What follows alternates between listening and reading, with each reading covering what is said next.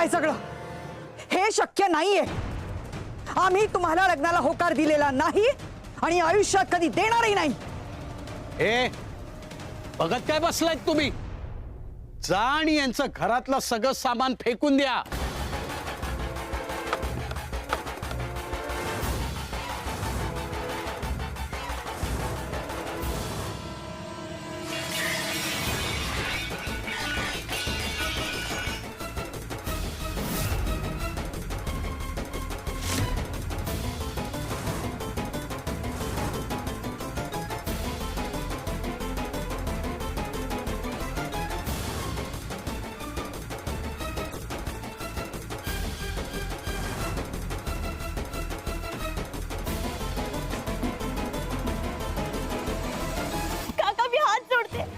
विनंती करते, असं करू नका ना.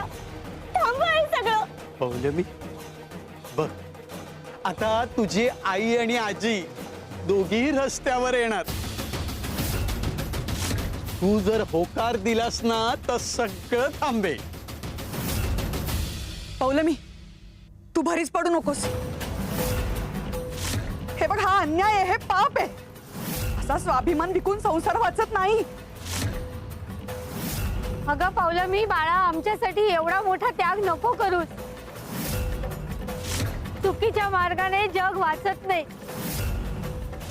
चुकीच्या लग्नाने तुझं आयुष्य उद्ध्वस्त होईल. थांबवा हे सगळं. मी तयार आहे या लग्नासाठी.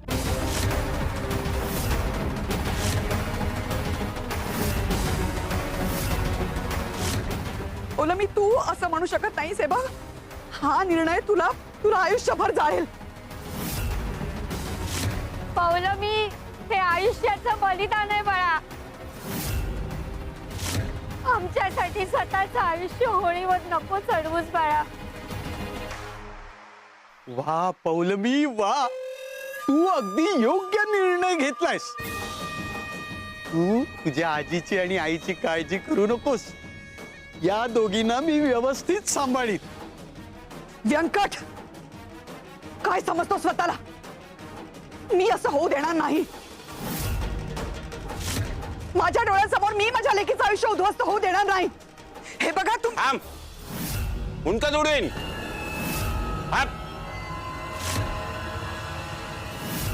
जा, पटकन तयार हो. नाही नको, फार वेळ लागेल. त्यापेक्षा असं कर, तू मुंडावळ्याच बांध फक्त.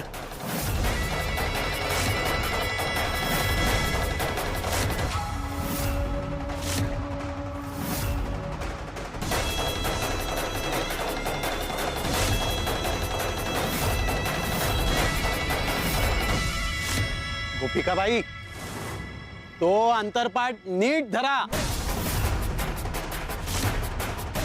आणि चला पटापटा मंगलाष्टक म्हणा. शुभ मुहूर्त टळू देऊ नका.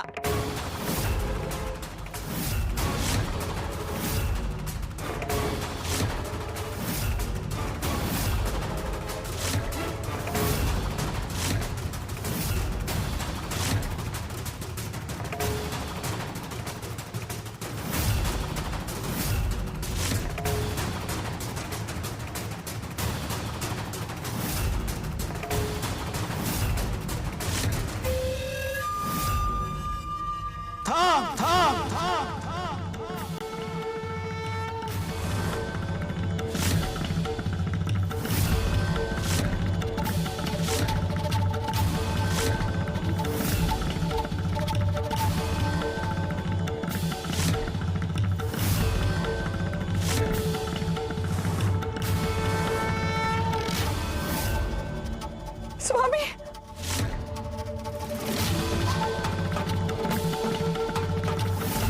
स्त्रीच्या अश्रूंवर उभारलं लग्न हे विधी नसून अधर्म आहे.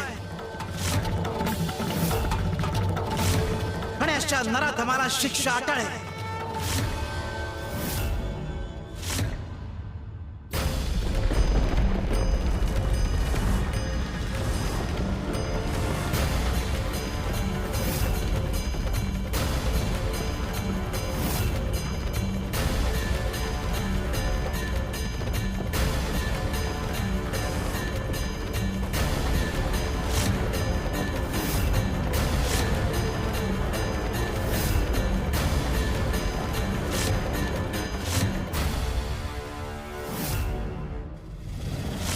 म्हणजे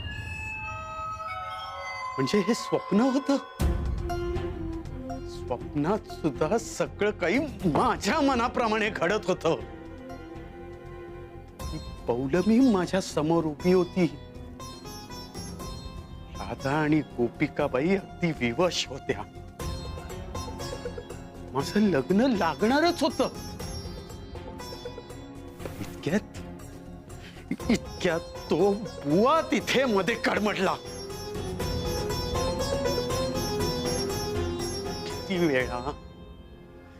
किती वेळा हा माझ्या स्वप्नात देखील येणार आहे.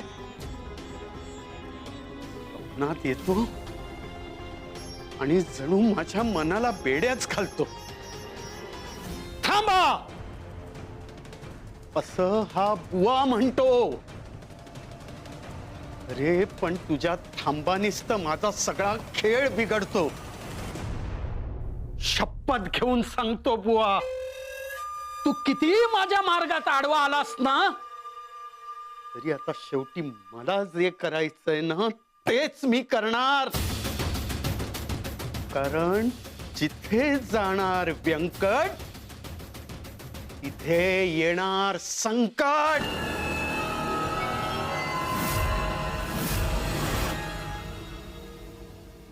अगं राधा, काय करतेयस? सासूबाई मला माफ करा. माझ्या निर्णयामुळे तुमच्यावर आज उपासमारीची वेळ आली. लाज वाटते मला माझ्या असहाय्यतेची. अहो मला माफ करा. मी आपलं कुटुंब अडचणीतून बाहेर काढू शकले नाही. सासूबाई उपाशी आहेत, आपलं लेकरू उपाशी आहे. काय करू मी?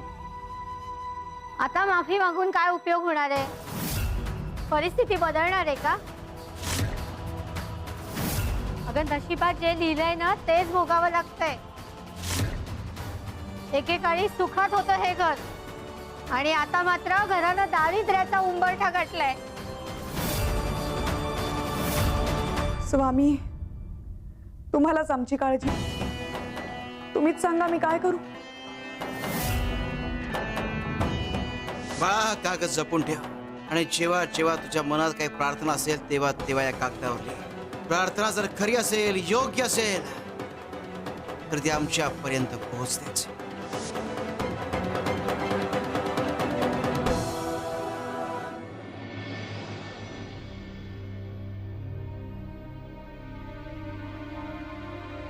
आई, आठवतंय ना स्वामी आजोबांनी मला हा कागद दिला होता. म्हणाले होते जी प्रार्थना करायची असेल ती लिही यावर. हा कागद माझ्यापर्यंत तुझ्या हातून यावा ही स्वामींचीच लीला. माझ्या आर्ततेचा प्रतिसाद त्यांनी आधीच देऊन ठेवला होता. व्यंकटच्या संकटातून सुटका होऊ देत ही प्रार्थना तू आधीच लिहिली आहेस. आणि स्वामी म्हणाले एका वेळी एकच प्रार्थना लिहायची. म्हणून आता माझं मन जे सांगतंय तेच लिहिते. पौलमी, तू दौत घेऊन ये.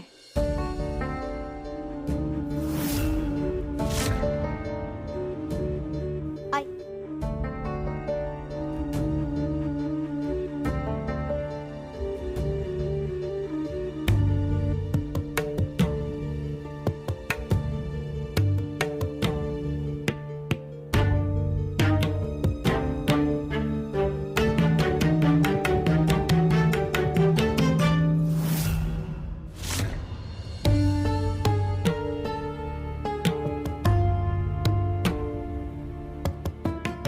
असं कागदावर लिहून स्वामींपर्यंत पोहोचेल का आपली प्रार्थना?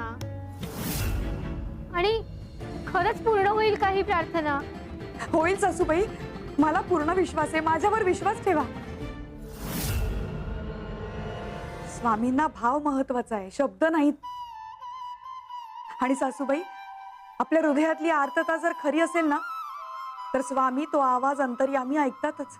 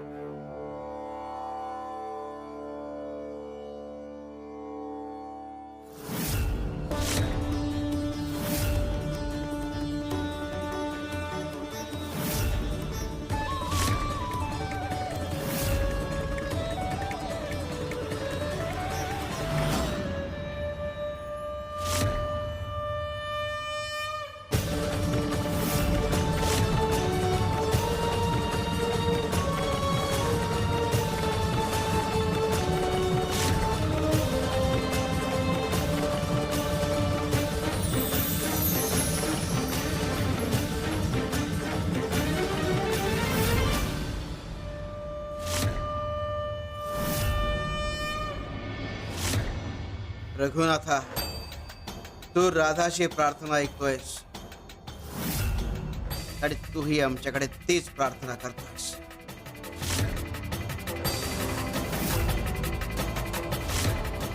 तू आणि राधा एक जीव झाला होता, हे त्याच लक्षण आहे. शिवशंकर शंभो. स्वामी कुणाच्या ना कुणाच्या रूपाने येतीलच. कुठलं तरी निमित्त नक्की घडवतील. ही संकटाची वेळ आहे, पण त्यांचं करुणामय हृदय आपल्या मदतीसाठी धावून येईलच. श्री स्वामी समर्थ. कधी येणार आहेत स्वामी? आणि प्रत्येक वेळी आशाच करत बसायचं? निराशाच पदरी पडते आपल्या. किती स्वप्न रंगवणार आहोत आपण.